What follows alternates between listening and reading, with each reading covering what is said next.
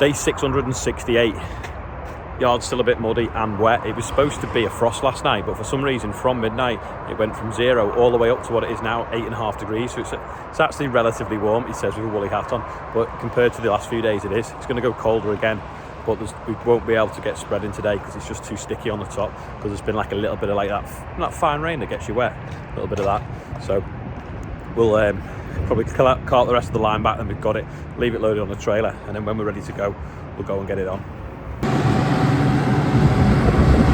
Andrew is on the mini Merlot doing some double chip. My dad's loading the drying floor with double chip, and hopefully the BT man has just arrived to fix the internet 2 months later.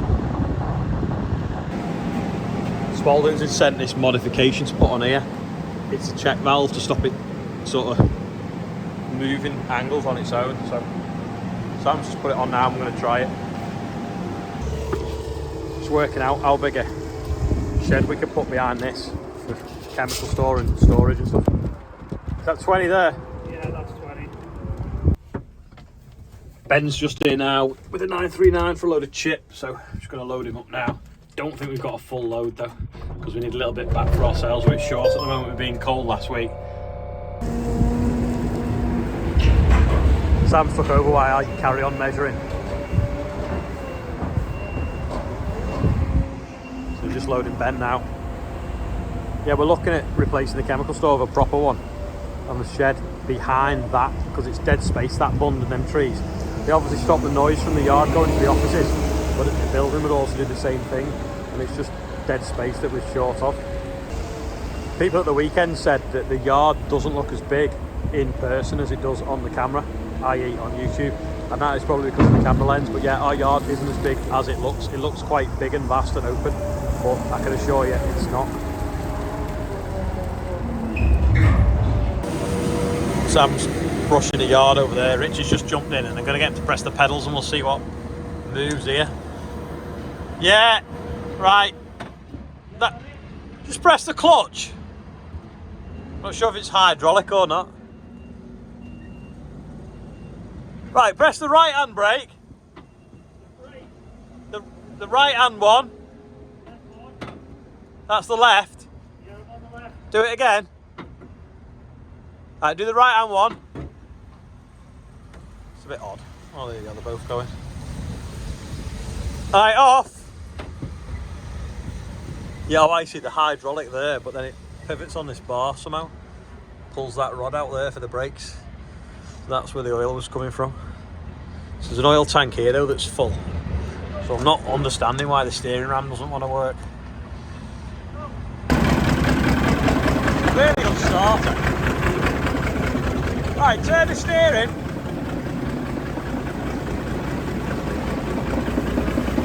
Come on, all the way. Come on, turn it. All the way that way. Full lock.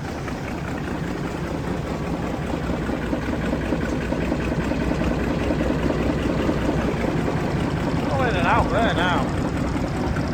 Just turn it the other way.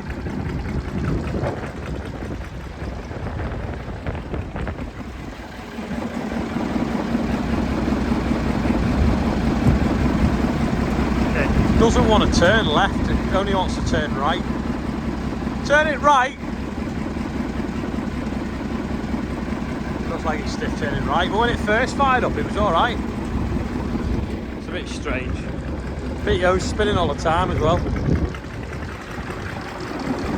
But the oil is not coming out of that ram, that's coming out the brakes, so that's a good sign.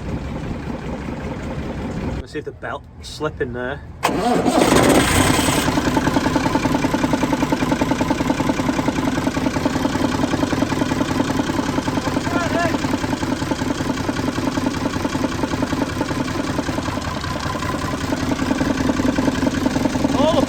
And all the pump. Right, no idea what it is, but there's a dipstick up under there.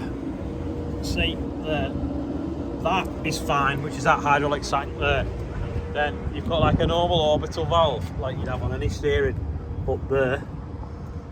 no leaks or anything around that. But when we fired it up before, it worked absolutely perfect for the first sort of like 30 seconds, and then it went rubbish. When we fired it up the second time, it's rubbish from the word go. So it's like as if there's an airlock or something, or there's not enough oil getting round. But I can only see one hydraulic tank under that back corner, and that seems okay. So if anyone has a clue of why it's like that, let me know. Andrew's got some new teeth in the chipper now, so I'm just pushing the pile over towards him, save moving the chipper in positions. So he's just reaching over and grabbing it, and I'm just sort of what you call haymaking it over to him.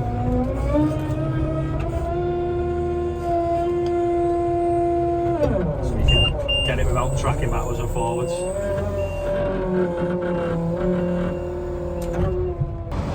Chester's going for a walkie. This was yesterday's quiz question. It was these white sticks.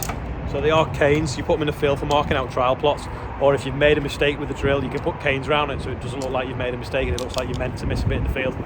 But yeah, they're really handy, and you can put them in a weight blocks as well so you don't hit stuff. Quick update on the lime saga. So Sam went today for what would have been the final load if they hadn't have shortchanged it on the first one. Anyway, they've realised now it was just a mistake, and we've got to go back and pick 2 bags up. But I think Chris and Danny are going, so maybe they'll be able to pick them up on their load. But yeah, it is all back here now. Some's dropped in the field where it's going to be put on in the bags. Hopefully they're still waterproof, and this we'll leave this on a trailer unless we need the trailer, but hopefully we'll get it spread straight off the trailer, save unloading it. Someone messaged me yesterday about this 724, whether the backlights were LED. Anyway, I've just stood by it now, and I've just realised that they all are LED. And then I think the headlights, so they look to be LED because I can see the yellow in the back. Don't think they are. And then up there, the top 2 are, and the one underneath I don't think is. So I think the dipped and main beam aren't LED, but everything else on it is LED. So I've forgotten who messaged me. I think it might have been who Andrew bought his tractor off actually. He is thinking of selling the 4755 actually. So if you're interested, send him a message. They was asking because I don't think they have LED on the back of their fent, but I think they spec'd it with LED on the back of their fent. So that is how our fent is spec'd. I didn't pick the spec of this because it was a demonstrator. Someone else ordered it, but yeah, they've got LEDs on them. The other thing as well, actually, I keep meaning to mention, I have mentioned in the past, I'm dyslexic, and I know some other people on some other big YouTube channels are also dyslexic, and we were having a chat about this a few weeks ago, and we think that it probably means that we make the videos more watchable because our brain thinks more visually than it does numerically or like written word. So if anyone is out there that is dyslexic, let me know. To me, I see it as a gift because it means my brain works in that slightly different way, but it makes you probably more creative. And there is a lot of people that have got really successful jobs or millionaires that are dyslexic. There was a thought that we might have thought Olivia was. Well, to me, I was like, well, happy days, bring it on. It means that she'll think different and go far. So if anyone is worried that they might be dyslexic or the kids are dyslexic, don't be. It's never held me back. And all the people I know that are dyslexic, it's never held them back.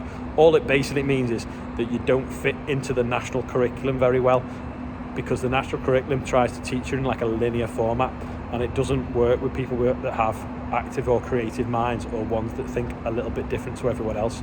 So I just thought I'd mention it because someone had asked me would I talk about it one day, and I'm sorry if it's took me like over a month to do, but yeah, I'm dyslexic. I'm not bothered. It just meant that school felt a bit rubbish because they thought you were stupid, but it was just really that your brain was already ahead of what they were trying to teach you. So sorry for that. It wasn't really a rant or a lecture, but I just felt I needed to say it. When we were tidying up in here the other week, the lads found these. Anyway, because it's winter, you probably won't guess what they are, but that's today's quiz question. What are they for? Got a bit of string on the top. Like a little light piece of plastic. Actually, I'll give you a little bit of a clue. So Olivia is scared of what goes inside it, but there's also something else that goes inside it that she loves. So have a little think.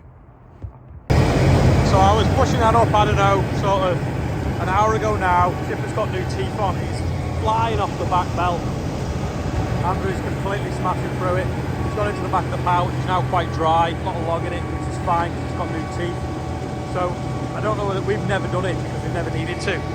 But that chipper will load a walking floor ejector trailer in around 35 minutes with new teeth. So you can see how efficient it can be when it's running all right. It says touching wood as soon as you can find it.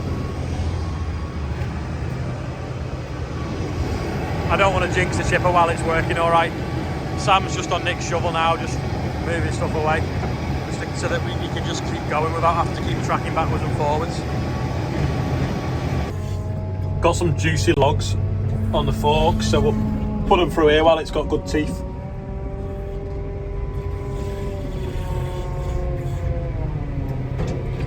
Yes, I was going to give him in to put him, but he's saying tip him straight in, so I'll tip him straight in the top here, and we'll see what they do.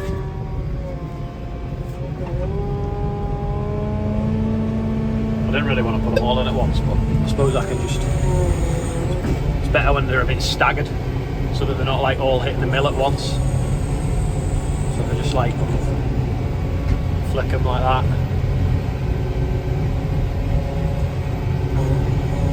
And then there we go. We'll go to the other end now, and in a minute we can just see pure golden chip coming out.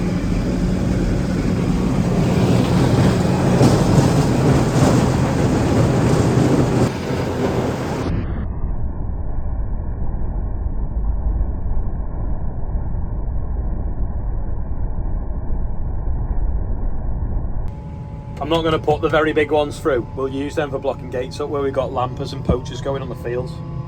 I've literally been here, I don't know, 10 minutes, so I'll move them logs round, and then I've been writing the birthday bumper, which we're going to go and zoom in on.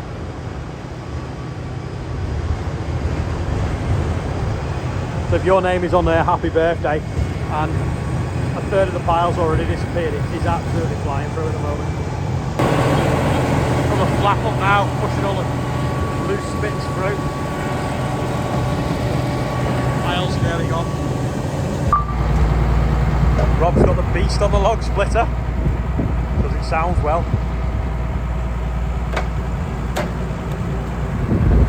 That is about all for today. These black and red fleecy lined hats I have got coming into stock on Friday or Saturday. So I'm going to put 25 of them now on eBay, and then if you order them, they'll be posted as soon as they arrive to me. So don't expect them the next day. But yeah, the link is below. So thanks for watching, and I'll see you all tomorrow.